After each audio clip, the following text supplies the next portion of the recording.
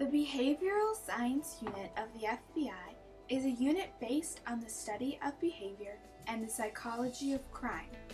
One major idea behind the creation of the Behavioral Science Unit was the idea of profiling. Profiling is the act of studying a crime scene and using psychological observations to create an idea of the criminal. In 1974, Howard Tetton and Pat Malani, agents and professors at the FBI Academy, proposed a new unit focused on the ideas of behavioral science and profiling. This unit began as a research and education unit before splitting into research and investigation. The Behavioral Science Unit, or BSU, turned profiling from an informal idea to a formal investigative tool. The current BSU now has 4 major subdivisions: counterterrorism, crimes against adults, crimes against children, and the Violent Criminal Apprehension Program, VICAP. This unit, currently located at the FBI Academy in Quantico, Virginia, is the FBI's response to the idea of connecting psychology and crime. The current unit performs many different tasks, from educating law enforcement to consulting on cases, all with the hope of better understanding and utilizing the connection between crime and psychology. The idea of psychologically profiling an offender was not a new one. The first recorded profile is from 1888, when Dr. Thomas Bond, a police surgeon, profiled Jack the Ripper through observations made by studying the bodies of his victims. Dr. Bond predicted that Jack the Ripper must have been a man of physical strength and great coolness. However, Bond's observations were never verified because Jack the Ripper was never caught. Because of limited success and interest, the idea of profiling remained informal and almost untouched until the 1970s. In 1960, Howard Tetton joined the FBI as an investigative agent. Tetton, an abnormal psychology major, spent most of his time studying crime scenes. I began comparing what I was hearing in abnormal psychology classes with what I was seeing at crime scenes. After a few years, he was promoted and began teaching a police management class to police officers around the country. Looking to again study the connection between psychology and crime, in 1970, Tetton requested the opportunity to teach applied criminology, a class focused on the connection between abnormal psychology and crime. Tetton was allowed to teach both of these classes due to the expanded FBI jurisdiction in training police officers.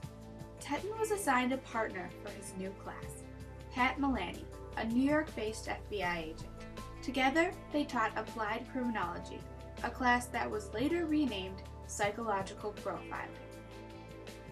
Tetton and Malani traveled together, teaching applied criminology to officers around the country. Tetton and Malani would then offer to talk to the officers about their department's unsolved cases. They were then able to create profiles that, in some cases, led to the apprehension of the offender. With a revitalized view on the effectiveness of profiling and a rise in the national murder rate, Tetton and Malani proposed the creation of the Behavioral Science Unit. This unit would be focused on research and education, but would also consult on investigations. Headquartered at the FBI Academy in Quantico, Virginia, the original BSU was composed of 11 agents with different areas of expertise, including sociology, criminology, and a clinical psychologist, all handpicked by Tetton and Malani. In 1974, the unit was given its first case. In June of 1973, a 7-year-old girl had been abducted from a campsite in Montana. The BSU profiled this offender as a local Caucasian male who was likely to brag about his crime. Based on this profile, David Murhofer was further investigated, and he later confessed to the murder along with 2 others. After this successful case, the BSU turned from an experimental project to an effective unit. In 1978, the leadership of the BSU shifted. Both Tetton and Milani were transferred to different units. John Douglas and Robert Ressler became the new head agents of the BSU. Ressler had joined the FBI in 1970, and Douglas had followed 7 years later. In 1980, this team began the process of interviewing over 30 different convicted serial killers, a phrase coined by Ressler. During these interviews, Douglas and Ressler gained countless insights on what motivated these men, the psychological state of a serial killer, as well as childhood experiences that these offenders had in common. The information gained through these interviews helped create a general idea of what kind of offender commits what kind of crime. In 1984, due to the success and popularity of the unit, the BSU split. The Behavioral Science Unit would focus on research and education, while the newly formed Behavioral Investigative Unit would focus on cases. There is no specific formula for creating a profile. The evidence left at a crime scene will dictate what information can be inferred for the profile. The BSU has come up with different categories that crimes fit into, such as single murder, spree killing, or serial murder, along with organized or disorganized offenders. Almost all profiles will include certain characteristics such as sex, race, age, level of education, and potential military history. Profiles can be used for a variety of different crimes.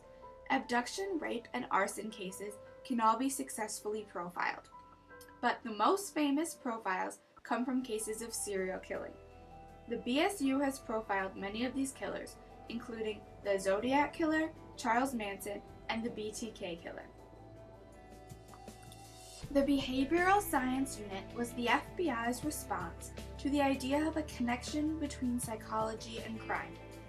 The unit began in education and research before moving to consulting on investigations. Today's BSU looks very different than the 11-agent unit from 1974. Renamed the Behavioral Analysis Unit in 1977, and now covered under the umbrella of the National Center for the Analysis of Violent Crime, there are 4 distinct units. These units each have a unique focus, ranging from counterterrorism to crimes against children. More than 100 years after Dr. Thomas Bond's profile of Jack the Ripper, the study of behavioral science and the practice of profiling has greatly increased. Through the work of the Behavioral Science Unit, the practice of profiling has led to the ability to apprehend any modern-day Jack the Ripper.